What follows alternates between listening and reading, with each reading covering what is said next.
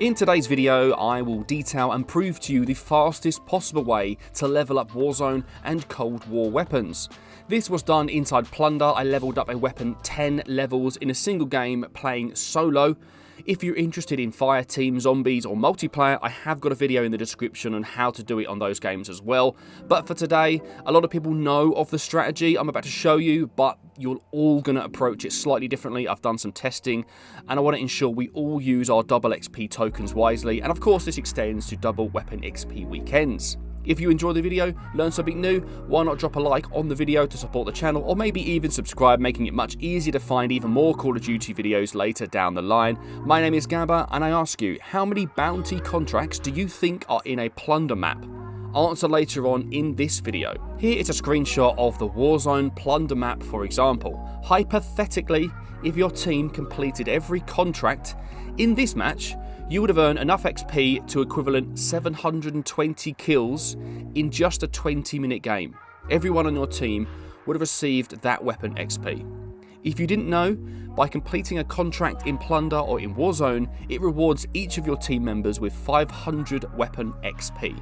Throughout this video, I'll be referring to the 500 XP in the equivalent of kills to help give us some context to compare with other strategies in other game modes. So 500 weapon XP is the same as getting 5 kills in Warzone or in multiplayer. The idea behind this leveling strategy is to get the most contracts complete in the shortest amount of time possible. So how do we do that? The point of all this is to get your guns leveled up, not just to unlock the better attachments that come later, but also unlock the later camo challenges. For example, the very last camo challenge for the launchers is to destroy 50 vehicles. Or with a regular gun, it's to simply get rapid kills. Wouldn't you rather have these challenges and all these attachments unlocked from the very start? If you want Dark Matter or Damascus, this strategy will help you get there so much faster, especially on weak weapons like Riot Shields, knives and pistols, and especially the launchers. This will help you use the weapon less but still level it up. Grab a screenshot of this. Here are all weapon classes in Warzone and the level the weapons need to be to unlock the final camo challenges. These are the amount of weapons you need for the mastery camos, and here are all the current weapons in that particular game. Modern Warfare levels are all over the place. Every weapon is slightly different in each class, so I've listed the highest in that category for reference. The weapons in that game need to be max level for the last camo challenge to be actually unlocked. Cold War weapons are a lot simpler, a lot easier, they are the same per category, and they do not even need to be the max level. Editing a class mid-game will reveal to you the weapon level and how much XP is needed to get it leveled up. Did you know if you're using a double weapon XP token and your weapon is below level 10, every single contract you complete will level the weapon up because it's less than 1000 XP needed. So the strategy is simple and most do it quite casually, but it is so boring I had to make a challenge out of it to make it more interesting, and I challenged myself to get as many contracts completed as possible, and this led to me making a video on it because it became so effective. Remember, in order for you to succeed at this, others on the map must fail. More on how to do that later in the video, where I show the best class setup to stop others getting these contracts done and getting in your way. Now, there are two variables in this. 1, do you have a teammate? And 2, do you have a chopper? If you play the game with at least one person, you'll be increasing your weapon XP earned by about 50%, just by increasing the amount of contracts you can complete per hour. It is always worth having someone else to play with. If you have a chopper, you can navigate the map in half the time, doubling your potential XP earned. I will show you the test results in a second. Be sure you only are using your double weapon XP tokens when playing with a team that also fully understand this strategy. Whenever a double weapon XP token comes along, come back to this video, refresh yourself on the strategy so you maximize your time. Contracts completed on your team will reward everyone that's alive with the XP.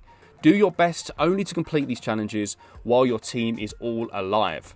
All you need to be doing is stay alive and hold the weapon you want the XP for. The contracts you want to complete are the supply runs and the recon missions. Here is that Warzone map again with the contracts on screen broken into 4 variables. Now there are 39 supply runs and 29 recon missions. This is just this example in this match. It does vary per game. These are the only 2 contracts you should be accepting, as they have the fastest average completion rate. The most I've done in one game is 16. If you're yet to try it, pop your gamer tag down below to try and find someone to buddy up with. The only exception to doing supply runs and recon missions is within the last minute of overtime, where you feel a supply run or recon would not be possible due to the travel time. In this case, I would grab a bounty and hope it gets poached. Also, although exceptionally rare, there are blueprint contracts that appear from time to time. These grant you 750 weapon XP instead of just 500. These are not really worth it though, unless you're right next to it. These take twice as long to complete, plus a lot of people on the map are going to be gunning for you, so I would avoid those contracts. By the way, when in overtime, you actually are granted 750 weapon XP for all contracts completed in this time. With double weapon XP, that's an equivalent of 15 kills with the weapon you're holding. I would aim to complete at least 3 contracts in those last 3 minutes of the game. Imagine you're holding a thumper or a pistol when this is done. It's the equivalent of getting 45 kills in 3 minutes with that weapon. That is just insane. Let's compare those numbers then. Here are 3 game modes with solo and team plunder at the bottom in yellow. Keep in mind, these numbers are from a literal hour of play, not in-game. These are also gun kills. They're not eliminations or assists or kill streaks or kills with equipment. They're literally gun kills. You'll see these 3 have a purpose, and in today's video I'm going to show you how to maximize your time in the plunder just to level up the weapons insanely quick. So on Nuketown, I got 135 kills within an hour. Again, this hour includes the loading screen between games, etc. Same goes for Face Off on Hardcore. This mode is great for getting lots of kills. It's probably the best method to get gun kills. I got a kill every 9 seconds in that game mode over the course of 1 hour. This is a great place to play once you've got the gun leveled up and you want to go for the gold camos. The only drawback is the lack of long shots in these smaller maps. Head back to Nuketown once you're on that stage of long shots. You need 50 per gun to get the Dark Matter camo. But as you can see at the bottom, we have solo and we have team plunder. As a team, I was getting the equivalent of 7 kills in weapon XP, doing lots and lots of contracts while using a double weapon XP token. Here are the contracts, and in this dotted line, here are the bonus contracts done in the final overtime. These are worth more, so I've kept them separately. 24 contracts at normal 500 XP rate, with 6 contracts at the 750 XP rate. This is by far the best use of a double XP weekend token, or what you should be playing while during a double weapon XP weekend. No matter what gun you want to level up, this can help you, and I'm going to get right into exactly what you need to do right now. So, of course, we're playing Plunder. You do not want fill on. You do not want any randoms to ruin this for you. Make a decision who will go for the choppers and who will run around the map creating these contracts. AKA, who's going to be the starter and who's going to be the completer. This does work for solo, but it kind of halves your potential XP earned as you're doing both jobs, so bear that in mind. The best case scenario would be to have 2 choppers visiting the live buy stations, while another 2 players start the contracts on the ground. Supply run contracts are the fastest, and on average, they cover a 500 meter radius from where the contract has actually started. This very often directs you to the same place, the same buy-in station over and over. Just be sure to step outside of this circle for this to work. This is why having a team is so good. Having a starter be in charge of beginning the contracts and someone designed purely to complete this contract in a chopper. My tips for the starter would be to drop in away from your team on a cluster of contracts. You can highlight 3 of these at once. Use a car to get around the map. There will be a lot of waiting around ready to start the next contract. So I wouldn't suggest you waste a chopper on this job. It will always be attracting more attention, it will get destroyed or stolen very quickly, so use a car with a trophy on top. Be sure to wait a few seconds after one contract ends and beginning another. This gives time to the completer to get off the contract and increase the chances the next contract will be at the same buy-in station. Again, the whole team gets credit for this contract regardless of their input, so they just need to be alive holding the weapon they would like to level up. On screen are the travel distances from the start of the supply run contract to the buy station in my solo game. The average fly duration was 30 seconds from the contract to the buy station, and always between 400 and 550 meters away. Doing this takes about a minute by car. So doing it with a teammate on the ground, starting the contract will speed this process up so much and clearly making it worth having that teammate on board. My tips for the completer is to drop at the start of the game on a safe chopper. It has to be a safe one. A lot of players are going to drop in, you'll soon see. In the general settings, you'll see this parachute setting. You want to turn that auto to be off. You will now be able to drop dangerously low to the ground and speed up your chance of getting this chopper. Beat those other competitors to the ground. Land slightly before the chopper, giving you time to pull the parachute, then exit the chute and give you enough time to press square, getting inside the chopper. If you don't get lucky enough to get the chopper, shoot the guy that took it. A rocket to the ground is sometimes recommended to get back up in the air, fly to the next car, to then drive to the next chopper. You've got to keep in mind that your chopper is the biggest commodity. You have unlimited lives and there is only a maximum of 9 choppers on the map at any one time, spawning in these 13 possible locations. The choppers respawn after 5 minutes exactly. Remember the time the game starts, as you'll soon learn that most choppers die within 20 seconds of the game starting.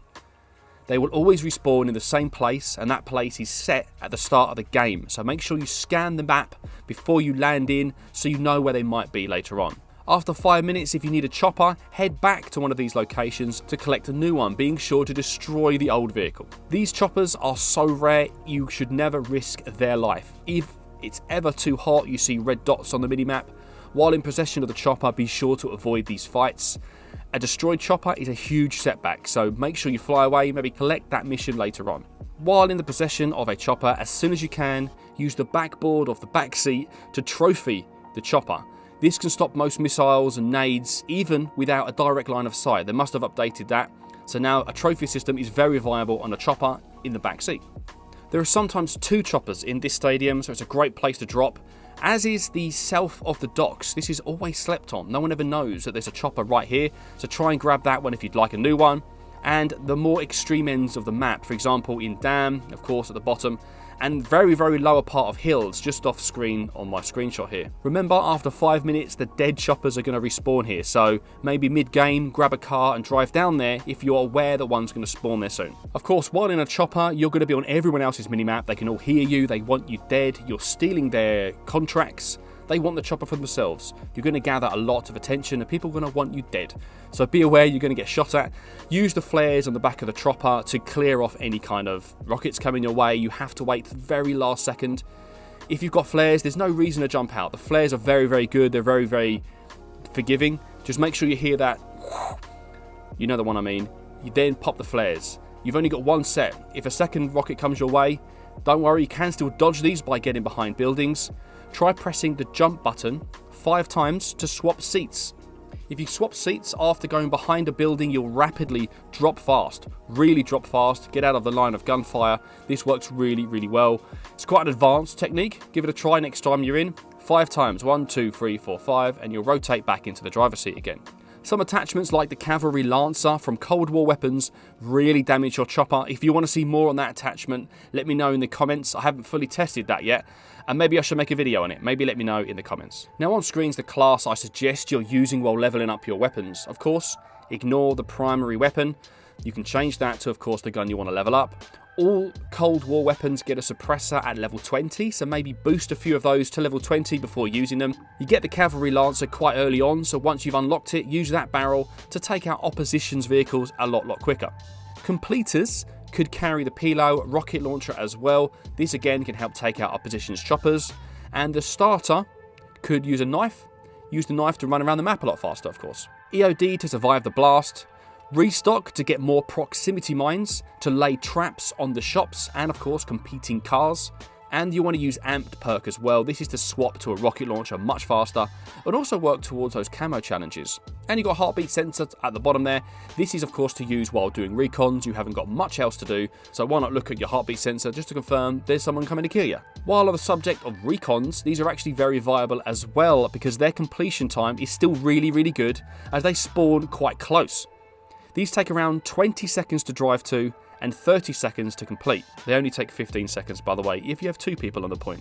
If a team has no chopper, these are a great backup plan while waiting for a chopper to respawn nearby. there were 39 supply runs on my map and 29 recon missions on this map.